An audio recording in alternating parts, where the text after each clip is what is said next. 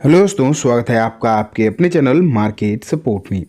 दोस्तों, आज की इस वीडियो में हम डिस्कस करेंगे कि अभी आपने देखा है कि मार्केट की जो सिचुएशन है वो डेफिनेटली बहुत अच्छी देखने को नहीं मिल रही है।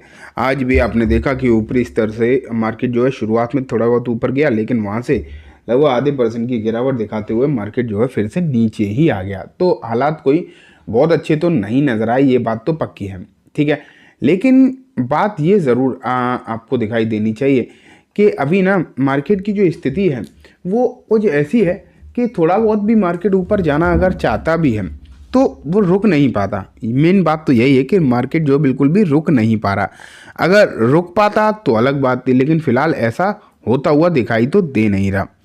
अब अगर इस तरीके की सिचुएशन है कि मार्केट मान लेते हैं अपनी पोजीशन को नहीं होल्ड कर पा रहा, तो इसके पीछे कारण क्या है वो तो हम जानेंगे।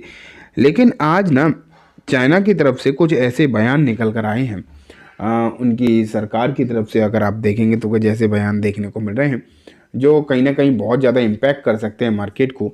आज की इस वीडियो में मैं आपको दिखाने वाला हूं कि क्या है वो बयान और उसका इम्पैक्ट जो है क्या पड़ सकता है। ठीक है, देखते हैं, शुरू करते हैं।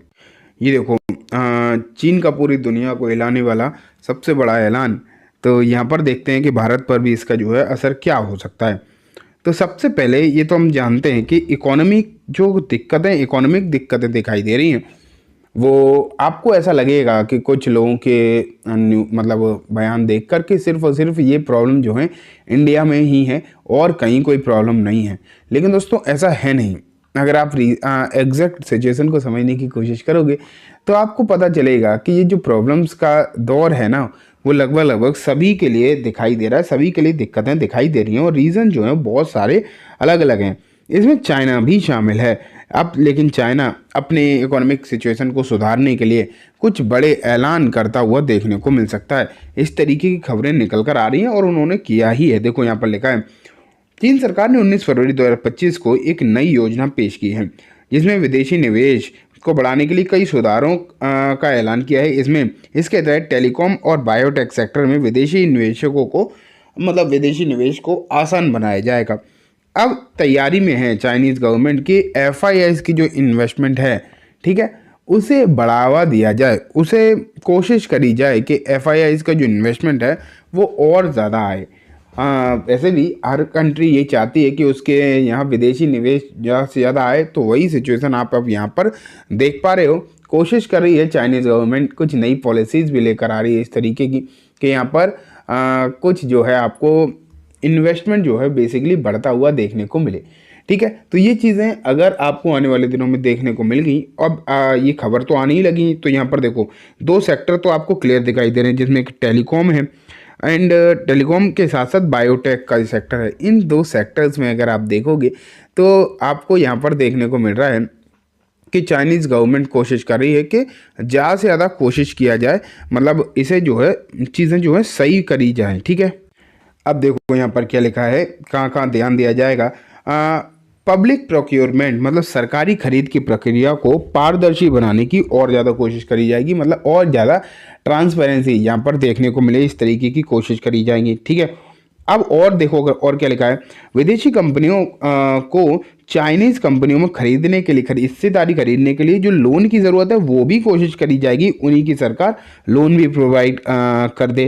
ठीक है, तो ये भी आप यहाँ पर देख पा रहे हैं और यहाँ पर ये कोशिश करी जा रही है कि ये प्लान जो है 2025 तक पूरा हो जाए, 2025 की लास्ट तक। अब बहुत ज़्यादा समय भी नहीं है, इसी साल में हो सकता है ये प्लानिंग जो है पूरी तरीके से आ जाए। ठीक है, FDI में अगर आप देखोगे तो भारी गिरावट देखने को मिली है। पहले जहाँ 13.4% देखने को मिल रहा था, वो आपको उसमें जो है काफ़ी हद तक गिरावट देखने को मिली। 2024 में ये 27% के आसपास था, अब गिर कर हुआ है लगभग 13%, बहुत हद तक घट गया, आधा रह गया।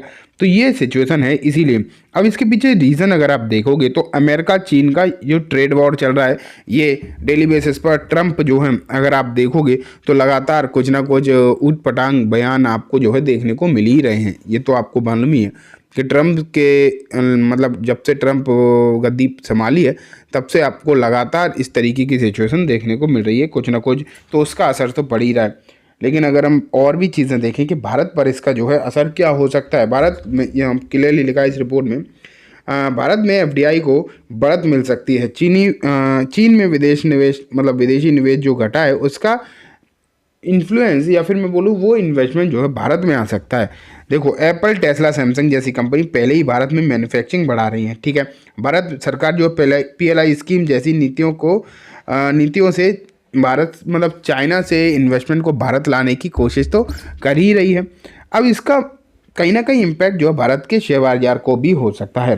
देखो लिखा है, चीन की अनिश्चितता के कारण वैश्विक निवेश भारत को एक स्थिर विकल्प मान रहे हैं।